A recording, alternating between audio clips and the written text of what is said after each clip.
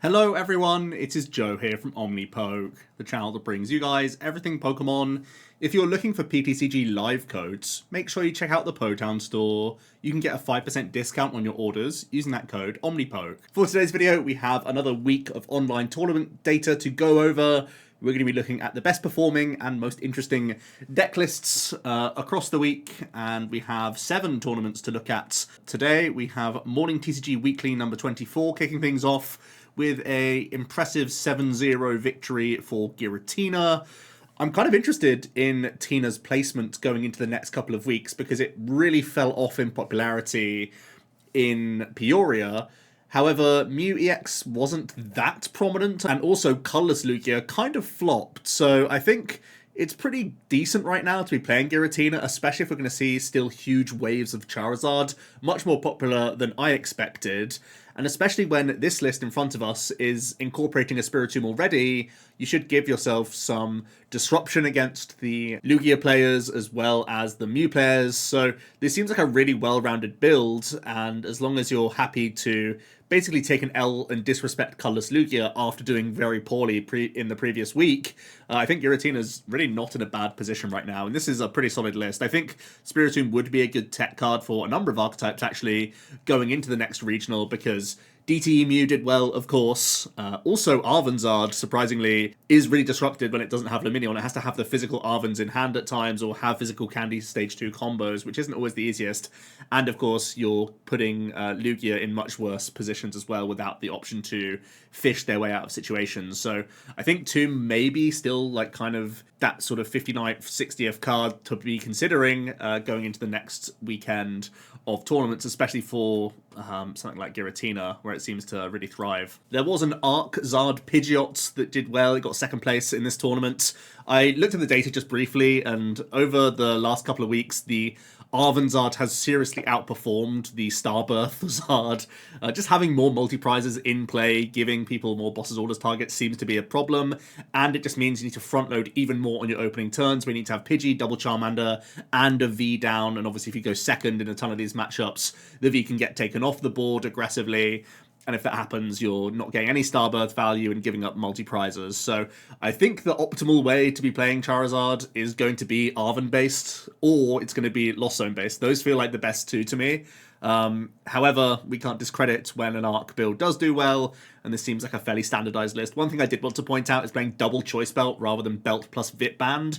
We saw a real variety of tools doing well in Arvanzard at the weekend, and I think Vitband should probably be coming into deck lists if we're expecting this huge wave of Maridon and Chien-Pao, both of which were, amongst the top 6 decks in terms of popularity in the day 1 field. And I think if that's the case, having the instant 220 option after you've given up, like a Mew in the opening stages or a Pidgey or a Charmander seems like a really good bounce back to me, especially because Chien-Pao is already one of your more difficult matchups. Having that incorporated seems like a decent tool to me, whether it's the Arc build or any other. So just a small note I wanted to have there for Charizard's on the whole. There was also a Glade variation of Charizard doing well in the top 8 here. Worth noticing, seeing as though it did also do well in Yokohama, of course. This one seems to have just really become much more obscure. I feel like this is one of the weaker ones into the Lost Zone matchups, which is kind of the driving force as to why people don't really like playing this build, I think, right now. But it does give you a reversal energy single prize attacking Mon, although the deck's already playing Radiant Charizard anyway, so it has a few ways that it can try and skew its own prize race. And at least this build can evolve into those Glades and put yourself in much higher range of hit points later on in the game, so you're not always having these free prizes. But this one seems a little bit less reliable than the other builds out there from what the data's suggesting right now. Moving on then to the Kitchen Showdown number 2, and we have a Lugia doing well. All Out Blitzel is always playing these online tournaments, and you can actually check out their YouTube because they are doing so many live streams of their tournament runs like throughout the week, and they jump around with decks. But I know Colorless has been on their radar for a good amount of time now. Playing some really interesting cards in here, playing double Blocklax over the double thumping Snorlax. This one obviously is more an expensive attack cost, but the added frustration that Block can provide can be pretty handy, obviously, in a number of matchups. We've seen Block be just an all-out win condition, in some situations against archetypes, so having a couple of them could be a real headache and really force players to play different board states against you, which is kind of cool. The deck also plays a Licky Tongue from 151, which stops the defending Pokemon from attacking, so I think the idea is you're going to try and make them play switch outs, make them pay retreat, make it a sort of resourcey war, so that when you are in the later stages of the game, the block can come in and be an extra frustration. We see good old 151 Ditto in here again. Yeah, I mean, I still think it's kind of weak. Personally, especially when you're not maximizing counts already. I feel like the card is fine as an adage, but when you're not already maximizing your other cards, it feels pretty weak overall. I am super interested in the sort of vacuum counts and also Dunsparce, if these are going to be the new ways to play Lugia. If a colorless build wants to survive in the format with heavy Maridon, I think it's quite likely that there will be a lot of meta being taken up by Single Strike in the next coming weeks if people still want to play Lugia, because it has a much better Maridon matchup with the Stonjourner in here to offset your prize cards. But Dunsparce Vacuum is a package that could at least keep you in the game as a colorless build against Maridon as well. So that's going to be more or less the development, I think, of Colorless Lugia if it wants to survive, if we're still expecting a heavy amount of Maridon. And I don't really see why we wouldn't, because it did well in Peoria. It's a simple, fast, aggressive deck that's at least got consistency at its side, and is one of the fastest decks in the game for just finishing best of threes. So it has a lot of like player appeal, and I think it's a solid choice, honestly. With Path to the Peaks, it's a well-rounded deck as well, so it seems like Lugia players have to respect it, and I feel like this list is doing so pretty well here. Also in top 8, we had a pretty interesting DTE based build of Mew. We've just seen the Luxray V package incorporated in Peoria, but also the Dreepy package is a bit of a throwback to when Xander was having it in the deck list, where similar to like that blocks Snorlax or that Mawile, the reason why you want it to be a Dreepy in this case is because you have a Fusion Strike tag, so if you just happen to lead it, it's not blocking your draws from the Mew and Genesect. So just another way that you could be a frustrating card.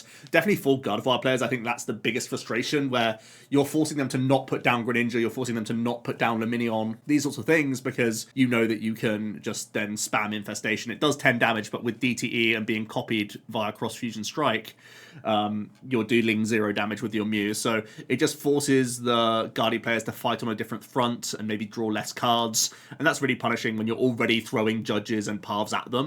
So I think that's super interesting, and another way that you can try and attack specifically the Guardy matchup among other things, I would say.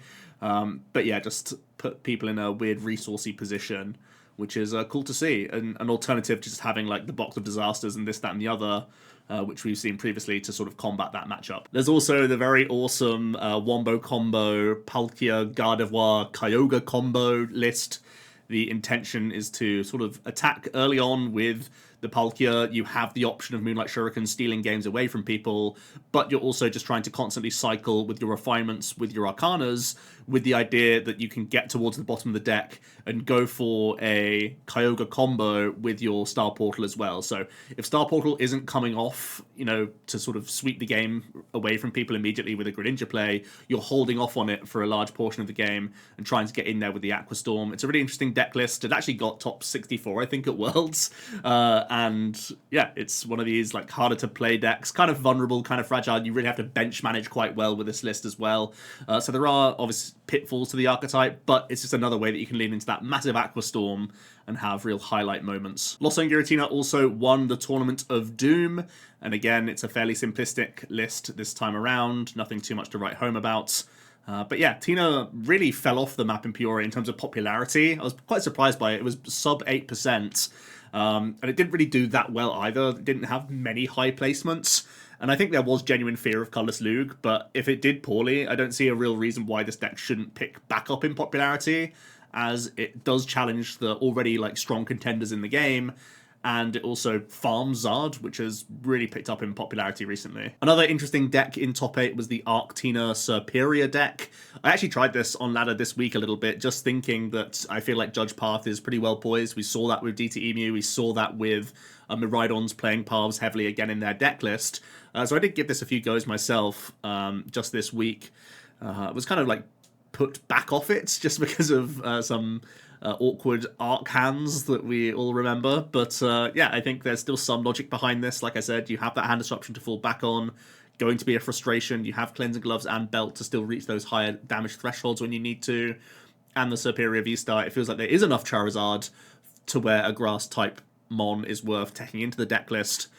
So, yeah, I feel like some Arc piles are due back a decent showing, and this is certainly one of them. And it's one of the ones that draws better than most because it's playing all 2 prizes and 1 prizes, so you get to have the barrel draw engine to fall back on, whereas it's a little bit harder to weave this in with the V max base builds. Onto the Battle Park 150 codes, where it was a Turbo Lost Zone box winning this one. Again, nothing too surprising here. It feels like most people have landed on the sort of 1-1-1 package of supporters that you go alongside your Chorus. Also the Palpad in here for some reload when need be. Obviously helps out with your Pokestops, lets you slam them a little bit more liberally, which is great. Still playing that Drapion V. I feel like we're back in that position where Mew probably is worth respecting because it got that top 8 placement. Now, does it mean that everyone throws in Spiritomb and everyone throws in Drapion? Probably not, but I do feel like some archetypes, specifically like Turbo Lost Box, do have a bad enough time into Mew without your tech inclusions that it's probably better safe than sorry going into the next set of tournaments. So that's where I would stand. I'd probably be putting the Drap back in, and it feels like this player got rewarded for doing so and having a good run as well. In second place, we had a really interesting Sablezard list with the Radiance. We actually saw this make top 8 in Peoria, and this is a completely different approach, actually, with the throwback of paths going into even this deck list way back when. And it gives you, extra disruption at your disposal, which can be frustrating for all sorts of archetypes. It's playing double Echoing Horn in here as well, and the Hawlucha with the triple Sableye, so it's really leaning into Lost Mine in some regards, and it's really leaning in towards that having Path Disruption just buys time, and when you give this deck time, it's really dangerous. Really interested in just the higher raw counts of Manaphy and Cram and Sableye when you're even playing the Hisuian. So this player really doesn't want to get mugged off with those awkward prize cards or with having to lock yourself into a Clara to recover these things all on the spot. If you play 2 copies of the Manaphy, you can even play around cancelling Cologne from Chien players, which is kind of interesting as well, which is also something to bear in mind because that can otherwise be a challenging matchup for this build where the Chien has so many avenues of taking multi-prize turns, and they typically sit with many higher hit point Pokemon in play.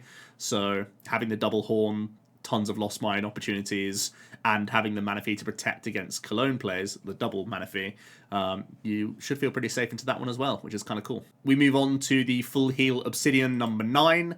And we can see a big Snorlax took the win here, and that means we're going to be looking at a control archetype, a pretty interesting one, trying to use the Rotom V to instant charge your way through the deck, drawing those 3 to end your turn. Obviously, there's no energy in the deck, so we're never trying to attack here. We're just trying to use our Safeguard Mimikyus and our Block Snorlax to be a constant headache and have these annoying wall Pokemon, knowing that there is healing from Penny in the list.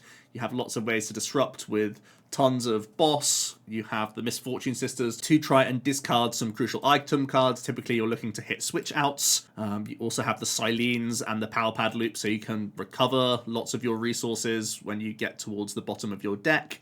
There's the Pokemon League headquarters as well to make it even more difficult for basics to attack. This gives you that better time into like Sableye spam and into the Maridon matchup and that sort of thing, which is kind of interesting. And of course, it has the new Erica's Invitation from 151, which gives you even more ways of forcing Pokemon into play. We used to see Water Energy plus Manaphy as a package, but now you have Erica plus Palpad, and it means you can have multiple opportunities to attempt this whilst leaving your annoying Mimikyu and Snorlax up front. Really interesting, of course, to see the 2-2 line of Pidgeotty X having a guaranteed search of a card. Kind of interesting, gives you a bit of a fallback against just general hand disruptors. There are decks that play Heavy Judge and even Iono, when this deck is trying to instant charge so often to grow a hand size of like easily plus 10 cards. Being hand disrupted is annoying, so making sure that you can quick search immediately, even cards that you've silened on top of the deck, you can quick search and instantly grab them for immediate use, which I think is cool as well. So yeah, it's just another variation of this. I don't want to give up 6 prize cards, annoying wall deck, and it seems like it has even more tools to its toolkit to be frustrating. Outside of the very wacky winning list, the rest of the top 8 is looking pretty standard. For the Pumpker Weekly, it was a 7-0 Chien Pao backs Calibur. this list seems to be all the rage right now, where we are just seeing everyone incorporate the two per barrel line and just have a huge density of item cards in here. I personally like the Poké Gear to add towards just your reach towards these Iridas, because they are such integral cards. And this, again, did very well in Peoria, did get its top 8 placement, so a bit more respect is being put on the name of this deck.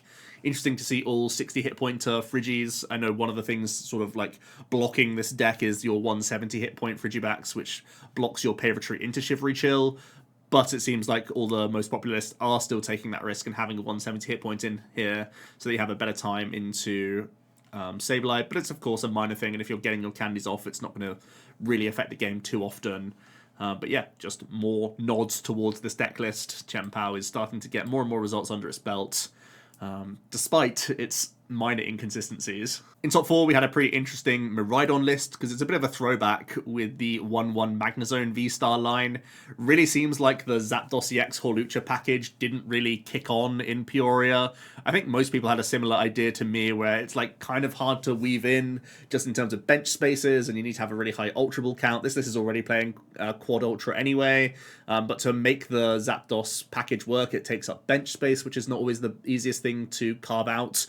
So still having the Magnezone in here, pretty interesting to see, where it does give you an alternative V-Star power to your Forest Seal Stone, of course, and it's an extra way that forces Muse into play, and it does even give you that higher hit point threshold in the early stages against Charizard. I think this is actually low-key kind of important, that against a Zard player, I definitely would like to build a Magnezone V-Star ahead of even things like Raikou with Bravery Charm or Maridon itself, because we know that the vacuums are available, and we know that now I feel like Vit Band is becoming more and more staple in Arven Zards, so having this higher threshold of hit points in the opening stages might also be a bit of a hiccup for the Zard players, so a small thing to keep in mind there. Obviously, this is going to be an important card for forcing Manaphy's down onto players' boards and keep them honest, and be a headache if you go first and you just unit out one Magnezone V, suddenly the opponent's having to play differently.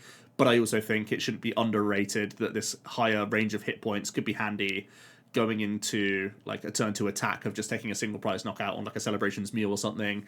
Basically, that's something you really don't want to do. It's not all that favourable to do as Maridon going into Zard, unless you are able to back it up with a Bravery Charm or swing with a Maridon. It's not always that easy to make it come off, but this Magnezone is a great alternative to that. And finally, for Deck Out Mondays, we do have a Chien Pao backs Calibur winning again, and it's a very similar list to the one that we've just seen. It seems like everyone's just having their sort of one-card changes. In this instance, it's a Gear plus Iono cutting out the Vacuum, I think, from the previous list, and again sticking with the all 60 hit point Friggies, but it seems like everyone is getting towards a very, very similar 60 at this stage, and we're all in agreement that this is the right way to be playing Chien Pao, and it's finally been unlocked. There was also a Goodra in top 8. I'm still really intrigued by Goodra, honestly, in this format. I feel like Rolling Iron does have so much value. I was surprised I didn't see any really that deep into Peoria, honestly, because I felt like the meta was shifting in a very positive way for it. The one thing I will say about Goodra, having played a few games of it, is that it feels like Giratina in terms of consistency, but the downside is that you don't have Abyss Seeking to fall back on, so if you don't have those Barnstorming VIP turns and have multiple Confe dips, the deck does start feeling pretty awkward. Some interesting choices going into this list with the Luminion plus Quad Ultra Ball, though, rather than seeing just a couple gear alongside the fairly like higher supporter count or whatever. So a few adaptations being taken in this list specifically, but I do think there is still something to Goodra. It's just really working out that consistency, to be honest with you. And I do think Spiritomb is also a pretty solid tech card right now. Again, some of your weaker matchups include Mew, so why not add that Spiritomb and also catch Lugias in the crossfire and this, that, and the other. So I think the list in front of us has a lot of answers to a lot of things. Only one Path Bounce is a little bit scary, to be honest, because you want to always have the option to Moisture Star. But other than that, it's looking pretty clean. Let's end on the Trainer Hill data then for the last couple of weeks and talk about what my thoughts really are. I've already said a couple of times throughout the video that I feel like Colorless Lugia has started to show up less in these online tournaments and obviously did quite poorly in Peoria. So people are either figuring out that the Maridon matchup is too risky or have to adapt their colorless deck list to have a better time into that matchup.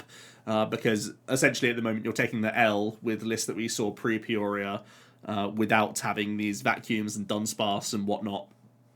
So I think that's likely going to be an adaptation, / I think it might be a return to Single Strike Lugia. And the Single Strike Lugia still has a couple of awkward matchups. It really doesn't like the Charizard matchup. It also seems to be bad into Goodra, which isn't really a problem because it's not all that popular. But both of these things may indicate it's worth going back towards Urshifu, possibly, to give yourself that really big higher damage output threshold so you can get through these really chunky mons. The alternative, the sort of soft answer, of course, for Single Strike is that you can play the Cobalion to help out against Zard, but it's not all that reliable, and it still forces like big combos, and obviously the Single Strike list doesn't have Pokemon recovery, so if you are forcing them through one prize, that's great for you, but then you're still in that same position of not being able to cleanly sweep through their Zards, which can be a headache as well. Maridon's still pretty interesting. Again, it just keeps impressing in these large tournaments. I think you look at the data and it still looks pretty unimpressive, uninspiring. Lots of like 35, 39%ers with the data here, which really doesn't stand up and look that great. But just the fact that it gets to play best of threes and gets into games a lot really just adds to your percentages and does give you a bit of a buffer. I think it enjoys a bit less Giratina, as you can see.